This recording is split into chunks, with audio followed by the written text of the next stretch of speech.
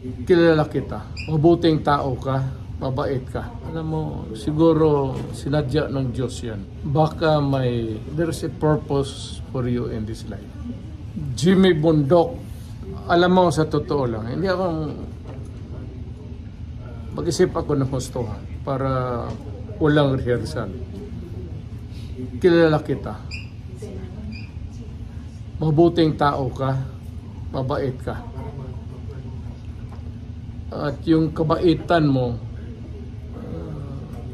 naiibigay mo sa kagaya sa amin noon, hindi mo na ako kilala. Pero kung yung pagka matulungin ka, tinulungan mo ako noon eh. Matulungin ka, mabait ka. At alam ko na, alam mo, siguro sinadya ng Diyos yan. Baka